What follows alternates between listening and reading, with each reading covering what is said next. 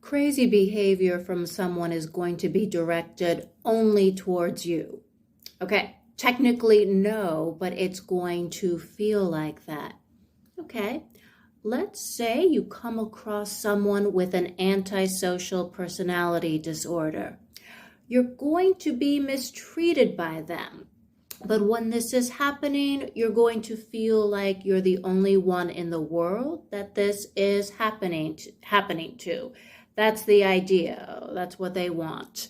We're talking about a dual personality of how someone appears in public and how they're around you. Psychopathic, sociopathic, it could be one or the other. It could be a combination of both. But regardless, they have maladaptive traits. But it's going to feel like you're the only one in the world. You're the only one in the world that this is happening to when you're their victim as of the moment. You know, they would have most likely antagonized many, many people. Okay. And in doing this, they have managed to have a very polished, stellar reputation. This is just for the public to look at.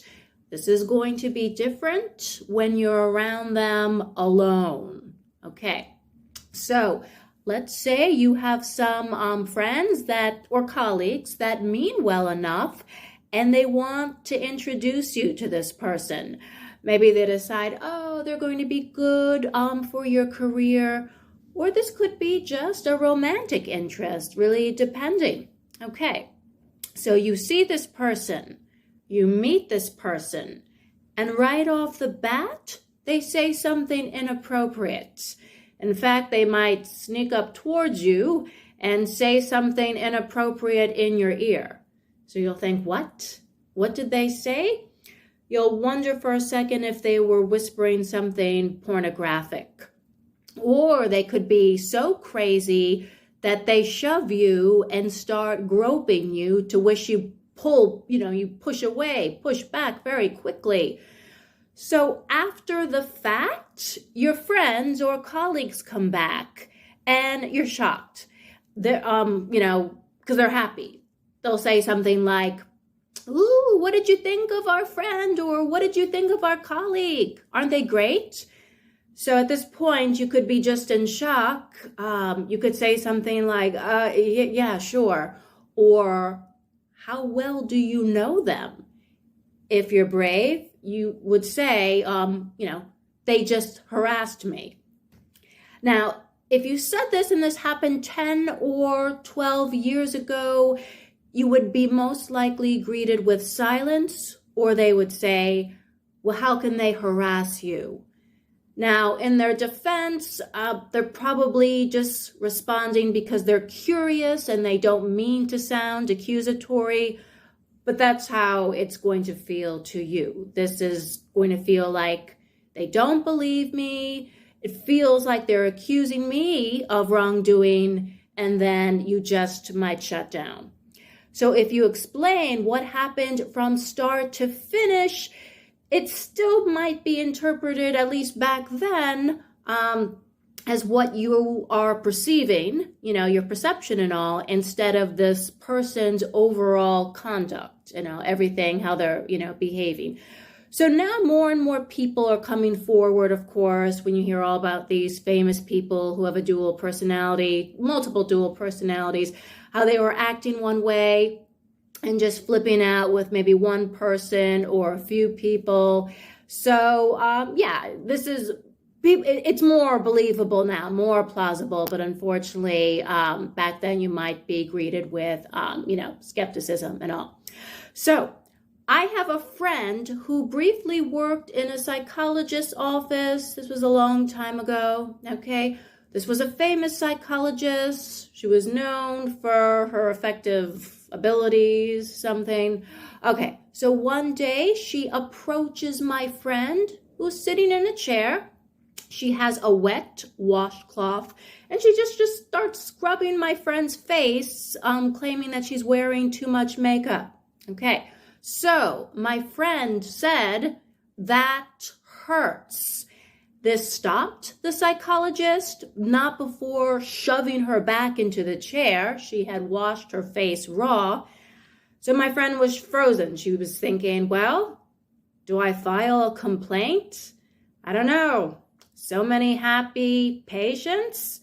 So unfortunately, in the end, she did nothing, but she got a hefty Christmas bonus, from the psychologist. So this was basically in her mind. She saw this as shut up money and all. Okay. There are also horror stories on dating apps, of course, when someone is corresponding with someone who initially seemed chill, mild-mannered. It's a really good vibe. Then they happen to meet them in person, and there's a new vibe. The vibe feels off. The vibe feels wrong. And you think, you know what? It is time to get out of here. You had an idea of what they were like in your head, but then you meet them in person and it just turns out to be completely wrong. So you think, you know what? It's time to get out of here. The person can't handle the word no, flip out, maybe shove you up against the car, and you're wondering, well, should you run them over? There are many instances in these dating apps where, let's say, multiple people are verified, but they might have stolen someone's ID. So the owners of these, dating apps are like, well, what are we supposed to do if they stole someone's identification? We have no way of knowing. People like this with dual personalities, they could be married to someone for 20 years, and it turns out they have another family somewhere else. They always usually self-destruct, they're found out and all. Now, an example of someone that seems to have like a normal life and all, but maybe they secretly are sneaking around on TikTok. I've heard stories about these weird sugar daddy scams where someone goes on TikTok, they'll approach someone and say, oh, baby, wow, hey, so beautiful. I want to give you thousands of dollars a day or maybe thousands of dollars a week. They're also most likely hoping for a long conversation to be dragged out regardless. And at some point, they may flip and say, oh, you know what? I'm not sure if you're real. Yeah, I don't know. Can you prove that you're real? Meaning they'll ask like, oh, can you send me a $40 gift card? Maybe someone does it, and the moment that happens, they disappear. Okay, so they could do this all day long. They could be approaching multiple women, maybe hundreds to 1,000 women. Maybe 10 will respond and send the $40. So this fool has just made $400, and they could just do this every day.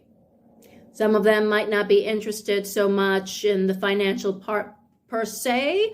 They're just happy about dragging out the conversation and wasting someone's time. So yes.